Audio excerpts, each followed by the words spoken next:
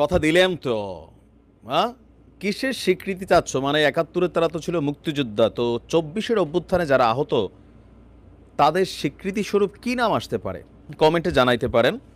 স্ক্রিনের এক অংশে যে দৃশ্য দেখছেন এটা হচ্ছে আমাদের প্রধান উপদেষ্টার বাসভবনের দিকে, মানে খুব কাছাকাছি এরিয়াতে দুইটা গ্রুপ, দোনো গ্রুপে আহত। এক গ্রুপ হচ্ছে তোরা যাবি না, আরেক গ্রুপ হচ্ছে আমরা যাব।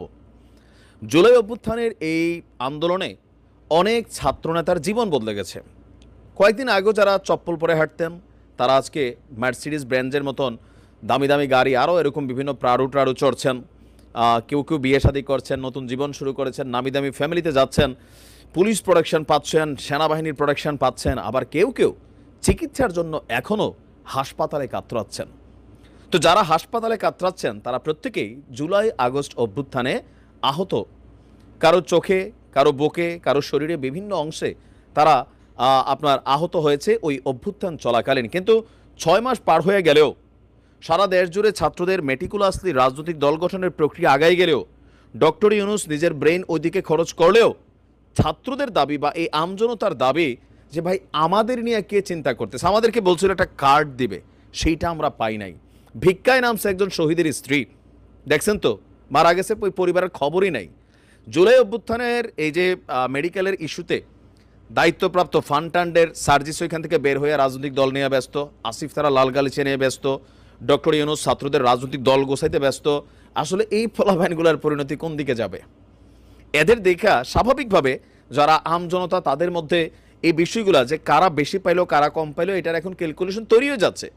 আর আজকে যে গতকালকে থেকে তারা রাজপথে নামলো, এদের কাছে কেউই যাচ্ছে না এখন আর, কারণ দিন শেষে এসব আহতদের বেইল হবে। আওয়ামী লীগ ক্ষমতায় আসলে প্রত্যেকটারে নিয়ে জেলে ঢুকাবে, আর এই সরকার ক্ষমতায় থাকতেও এক একটা হাসপাতালে পড়ে থাকবে, পঙ্গু হবে, লাঙ্গ হবে, পাঙ্গ হবে। এছাড়া আমার কাছে মনে হয় না যে এদের কপালে আর ভালো কোনো কিছু আছে। যদি থাকতোই তাহলে কেন এদেরকে এখনো রাস্তায় নামতে হচ্ছে ৬ মাস পরেও? কেন এদের জন্য যে টাকা পয়সাগুলো আছে এগুলো দেওয়া হচ্ছে না? ফান্ডে তো অনেক টাকা, এগুলো নিয়ে হাসনাত সার্জিসদের মতন কেউ কেন দায়িত্ব নিচ্ছে না? আর আজকে যমুনার দিকে তারা যখন যাইতেছিল সেইখানে দুই গ্রুপের মারামারি, পাবলিক মজা নিচ্ছে যে দেখো দেখো এই হলো এদের মুক্তিযোদ্ধা। এখন এরা স্বীকৃতি চাচ্ছে, তো কি স্বীকৃতি দেবে?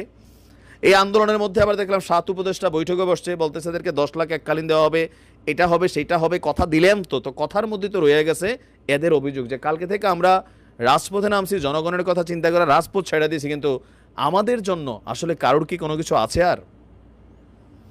দর্শক, সুচিকিৎসা রাষ্ট্রীয় স্বীকৃতির স্বাস্থ্য কার্ড পুনর্বাসন ক্ষতিপূরণের দাবিতে বৈষম্য বিরোধী ছাত্র আন্দোলনে আহতরা প্রধান উপদেষ্টার বাসভবন আপনার যখন ওইখানে রওনা হয়েছে তখনই পথে ব্যারিকেড দিয়ে বাধা হয়েছে পুলিশের। আর এর পরবর্তী সময় এই কিছুক্ষণ আগে দুই গ্রুপের মধ্যে এখানে আইসা দেখলাম যে মারামারির মতন অবস্থা। এক গ্রুপ উপদেষ্টার বাসভবন প্রোটেক্ট করতে চাচ্ছে, এরা হচ্ছে সুবিধাভোগী, আর আরেক গ্রুপ বাসভবনের দিকে অবস্থান নিতে চাচ্ছে, এরা হচ্ছে সুবিধা পাচ্ছে না।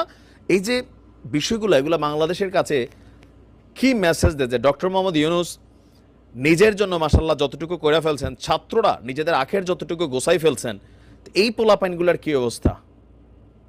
এদের কি কোনো মূল্যায়ন হচ্ছে? কয়েকদিন পরে পরে এরা রাত্রেবেলা রাস্তায় নামে।